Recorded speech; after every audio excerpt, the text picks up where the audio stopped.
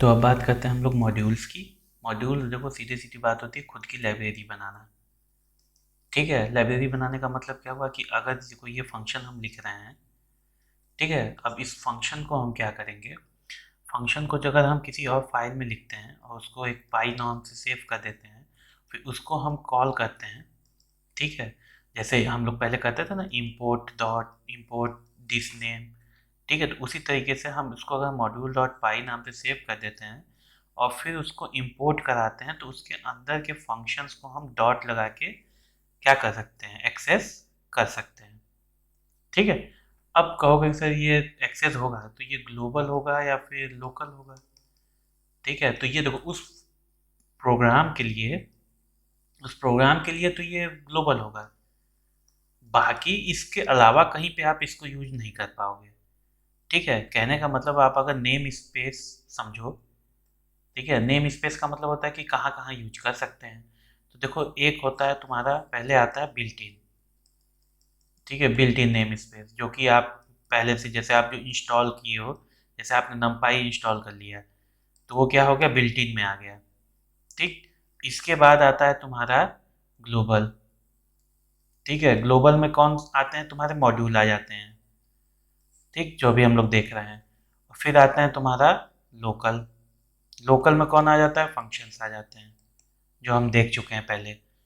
ठीक है, तो अब जो हमने वेरिएबल की बात की थी इससे पहले, वेरिएबल क्या करता है कि वेरिएबल जो होता है वो प्रोग्राम में होता है, एक प्रोग्राम में। ठीक है, अगर फंक्शन के अंदर कोई वेरिएबल लिखे हो तो उसका लोकल हो गया, और फंक्शन के बाहर लिखे हो तो ग्लोबल हो गया। ठीक है, तो हम यहाँ वेरिएबल की बात नहीं कर रहे हैं, हम लोग मॉड्यूल की बात कर रहे हैं। ठीक है, तो मॉड्यूल क्या हो गया, मॉड्यूल ग्लोबली बिहेव करता है। ठीक, लेकिन बिल्ट इन नेम स्पेस में वही होते हैं जो कि आप इंस्टॉल किए रहते हो। ठीक है, तो चलो एक बार हम इसको करके हम लोग देखते हैं कि यार क्या कहना क्या चाह रहा है। ठीक है, और कैसे हम लोग मॉड्यूल बनाते हैं। तो सबसे पहले हम जाएंगे अपने फाइल में जहाँ पे कि आपका ये स्क्रिप्ट है, क्योंकि हमको फिर पूरा लोकेशन नहीं डालना होगा, हम उससे बच जाएंगे। तो हम क्या करते हैं, यहाँ पे न्यू एक फाइल बनाते हैं। ठीक है, अब इसको यहाँ पे फाइल को हम क्या करेंगे, सेव कर लेंगे। मान लो कि माई मॉड्यूल था वो, तो उसी नाम से हम लोग इसको सेव कर लेंगे। एक्सटेंशन बहुत ज़रूरी है, तो डॉट पाई हमेशा याद रखना कि रहेगा इसके आगे। अब इसके आगे हम लोग डिफ करके और ग्रीट। ठीक है, ग्रीट के बाद हम क्या करेंगे, अगर हमको कुछ इसमें पैरामीटर चाहिए तो हम क्या करेंगे, नेम चाहिए ही चाहिए, चलो एक करके देख लेते हैं। फिर उसके बाद हम क्या करेंगे, प्रिंट कर देंगे। मतलब ये मैं सिंपल सा बता रहा हूँ कि क्या फंक्शन किस तरीके से यूज कर सकते हो। ठीक है, अब इसके बाद मैं कर देता हूँ हेलो, एक स्पेस दे देता हूँ, प्लस कॉन्केटिनेट कर दिया हमने, और किसको कॉन्केटिनेट करना है, नेम को। बस हो गया, मैं इसको सेव कर दिया। इसके बाद मैं पाइथन में जाऊँगा तो मैं इसको इंपोर्ट कर सकता हूँ अब। तो देखो मैं इंपोर्ट माई मॉड्यूल, माई मॉड्यूल। ठीक है, ठीक है, इंपोर्ट हो गया। ठीक है, अब हमको उसके अंदर के फंक्शंस को पता करना है, मतलब इसके अंदर फंक्शन कौन सा है। अभी तो हम लिखे हैं तो हमको पता है छोटा सा है। अभी हम देखेंगे कि किस तरीके से अगर ज़्यादा फंक्शन हो तो किस तरीके से उसको देखते हैं कि कौन कौन से फंक्शन मॉड्यूल में है। फिलहाल अभी हमारे पास एक ही फंक्शन है ग्रीट, तो हमें तो देखने की बहुत ज़्यादा ज़रूरत है नहीं। तो हम क्या करेंगे, माई मॉड्यूल डॉट जो फंक्शन है ग्रीट, जिस तरीके से हम लोग पहले यूज करते थे। ठीक है, अब ग्रीट को उसको क्या चाहिए, एक नाम चाहिए, तो चलो मैं नाम दे देता हूँ विक्रांत। तो देखो लिख के आ गया हेलो विक्रांत, जबकि मैंने इसको लिखा है दूसरे फाइल में और उसको क्या किया है, इंपोर्ट करा लिया है बस। ठीक है, तो इस तरीके से आप यूज कर सकते हो मॉड्यूल को। अब नेक्स्ट देखते हैं। अब जिस तरीके से हम लोग इंपोर्ट नम पाई एन पी और ये सब करते हैं, तो उसी तरीके से हम इसको भी इंपोर्ट करा सकते हैं किसी और नाम से। ठीक है, अपने सहूलियत के लिए। अब मान लो कि मैंने यहाँ पे 10 लाइन का 10 वर्ड का लिख दिया, उसको बार बार तो लिखूंगा नहीं, तो मैं उसको छोटे में लिख लेता हूँ ताकि उसको बार बार यूज कर सकूँ। ठीक है, तो एक बार इसको करके देख लेते हैं, क्योंकि ये छोटी चीज़ें हैं तो इसको जल्दी जल्दी निपटाना होगा। अब देखो एस एम एम मान लो माई मॉड्यूल, तो अब यहाँ पे हम क्या करेंगे, माई मॉड्यूल की जगह सिर्फ एम एम कर देंगे। इसको एक बार रन कराना पड़ेगा। ठीक है, तो हेलो विक्रांत तब भी आ गया। ठीक है, तो अब हमको माई मॉड्यूल ना लिख के सिर्फ एम एम लिखना है। ठीक है, चलो अब देखते हैं कुछ इनबिल्ट। अब कुछ तरीके से इनबिल्ट फंक्शन भी होते हैं हमारे पास जिसको कि हम यूज कर सकते हैं। मतलब कुछ इनबिल्ट मॉड्यूल होते हैं जिसके अंदर कुछ प्री डिफाइंड फंक्शंस होते हैं। ठीक है, तो एक चीज आपको ध्यान में हमेशा रखना है कि मॉड्यूल्स में क्या होगा। मॉड्यूल्स में आपके प्री डिफाइंड या तो फंक्शंस हो सकते हैं या तो प्री डिफाइंड क्लास हो सकते हैं। ठीक है, या तो फंक्शन होंगे या तो क्लास होंगे। ठीक है, क्लासेस होंगे तो क्लासेस के अंदर फंक्शंस होंगे, लेकिन फंक्शंस होंगे जरूर। ठीक, उसी प्रकार से देखो, जैसे अगर हमको सिस्टम पता करना हो कि सिस्टम कौन सा चल रहा है, ठीक है, तो इंपोर्ट प्लेटफॉर्म करके हम उसका सिस्टम पता कर सकते हैं। उसके बाद अगर अपने में मुझे देखना है कि कौन कौन से डायरेक्टरीज हैं, जैसे कौन कौन से फंक्शन मेरे में अवेलेबल हैं, तो वो भी यहाँ पे हम कर सकते हैं। ठीक है, तो चलो एक बार करके उसको देखते हैं। तो सबसे पहले हमें क्या देखना है, देखो सबसे पहले हमको देखना है कि हमारा सिस्टम कौन सा है। ठीक है, तो उसको करके देखने के लिए हम क्या करेंगे, जाएंगे अपने नोटबुक में। उसके बाद हम क्या करेंगे, पहले इंपोर्ट कर लेते हैं प्लेटफॉर्म को। ठीक, प्लेटफॉर्म इंपोर्ट हो गया। अब हमको क्या करना था, अब हमको सिस्टम पता करना। तो एक वेरिएबल में जो कि सिस्टम का नाम लेके रखेगा, अगर हमको नहीं भी रखना है तो हम सीधे सीधे प्रिंट करा सकते हैं, जैसे हम लोगों ने पहले किया था। तो हम यहाँ पे भी वैसे ही करेंगे। प्लेटफॉर्म डॉट, क्या था हमारे पास, सिस्टम चेक करना था हमको। ठीक है, तो देखो विंडोज़ लिख के दे दिया। अब ये क्या है कि अब किसी वेरिएबल में सेव नहीं हुआ, मतलब ये जो आउटपुट है इसको तुम कहीं यूज नहीं कर सकते हो, ऑब्वियस सी बात है। ठीक है, लेकिन अगर तुमको सिर्फ प्रिंट कराना है तो ठीक है, प्रिंट हो गया। ठीक है, उसी प्रकार से अगर हमको डायरेक्टरी चेक करनी है, अब जैसे देखो यही सिस्टम था हमारे पास, सिस्टम था। अब हम क्या करते हैं, इसी सिस्टम को हम डायरेक्टरी में कन्वर्ट करते हैं, मतलब डायरेक्टरी इसके अंदर की चेक करते हैं। ठीक, तो डायरेक्टरी अंदर की चेक करने के लिए हमको क्या लिखना होगा, प्रिंट, वैसे ही प्रिंट कर लेते हैं क्योंकि हमको कहीं उसको सेव तो करना नहीं है। डायरेक्टरी कमांड, तो प्रिंट डायरेक्टरी, और डायरेक्टरी हमको किस में चेक करनी है, किस मॉड्यूल में, तो प्लेटफॉर्म में चेक करनी है। अब देखो इतनी सारी डायरेक्टरीज हमारे पास प्लेटफॉर्म में होती हैं। अब देखो सिंपल सी बात है, जो आपने यूज किया था सिस्टम, देखो वो फंक्शन है अवेलेबल है। ठीक है, तो आप कहोगे सर अगर मैं इसको चेक कर सकता हूँ तो क्यों ना मैं अपना माई मॉड्यूल ही चेक कर लूँ जो मैंने बनाया है। क्यों, चेक तो कर ही सकते हैं, वो भी तो एक मॉड्यूल है, बिल्कुल चेक कर सकते हैं। देखो ये तो हो गया डिफॉल्ट से यहाँ तक।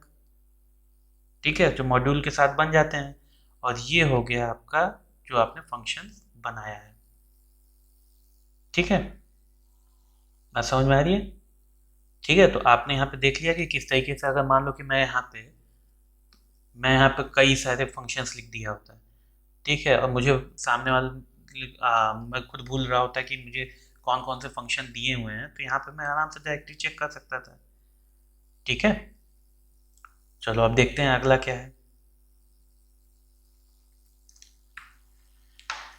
तो अब देखो मॉड्यूल्स में देखो क्या होता है, एक तरीके से और ये काम कर सकते हो कि डिफाइन कर, इंपोर्ट कर सकते हो सिर्फ एक छोटे से पार्ट को। जैसे कि मैंने माई मॉड्यूल के अंदर से मैं एक पर्सन वन को भी कॉल कर सकता हूँ। ठीक है, फिर पर्सन वन के अंदर जो चीज़ें हैं उसको भी चेक कर सकता हूँ। ठीक, अब जैसे यहाँ देखो डिफाइन किया मैंने ग्रीटिंग्स। ठीक है, उसमें प्रिंट किया, उसके अंदर मैंने एक लिस्ट दे, डिक्शनरी दे दी, सॉरी डिक्शनरीज दे दी। ठीक, अब मैं उस डिक्शनरी को भी कॉल करना चाहूँ तो कर सकता हूँ, क्यों, क्योंकि वो एक फंक्शन के अंदर है।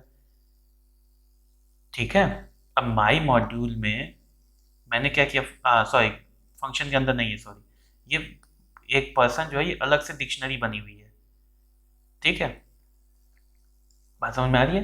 तो अब मैं उसके अंदर अगर फंक्शन को ना यूज करके मैं सिर्फ पर्सन को एक कॉल कर लूँ तो मैं उसके अंदर एज है उसको भी प्रिंट करा सकता हूँ। अब कैसे करा सकता हूँ ये हम लोग देख लेते हैं अभी एक बार करके। ठीक है, तो चलो पहले इसको यहाँ से कॉपी कर लेते हैं ताकि ज़्यादा लिखना ना पड़े हम लोग को।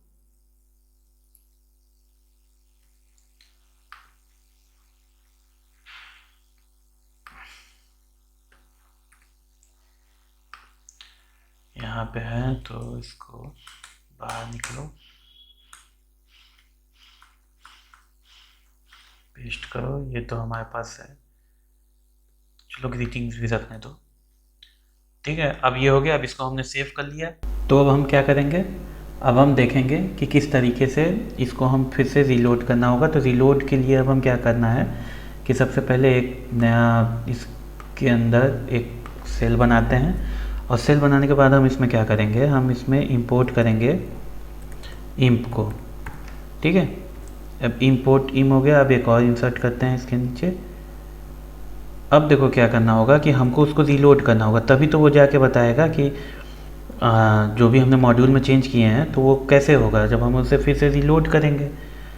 ठीक है, मतलब पहले से हम तो इसको कॉल कर चुके हैं मैम में। ठीक, अब हम इसको रीलोड करेंगे तो रीलोड करने के लिए मॉड्यूल है, रीलोड मॉड्यूल। ठीक है, रीलोड में कौन सा है, माई मॉड्यूल नाम है। ठीक है, तो इसको हम रीलोड कर देंगे।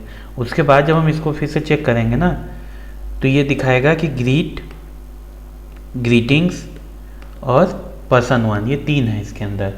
अब हम कहते हैं कि चलो ठीक है, इंपोर्ट मॉड्यूल। अब हमें क्या करना था, एक बार और देख लेते हैं। अब हमें क्या करना था, हमें उसके अंदर से पर्सन को कॉल करना था। ठीक है, पर्सन को कॉल करना था, तो एक बार हम लोग पर्सन को कॉल करके देख लेते हैं। तो इंपोर्ट की जगह पे अब हमें लिखना होगा फ्रॉम माई मॉड्यूल इंपोर्ट। अब पर्सन 1 देख लेना कि पर्सन 1 स्मॉल से है कि कैपिटल से है।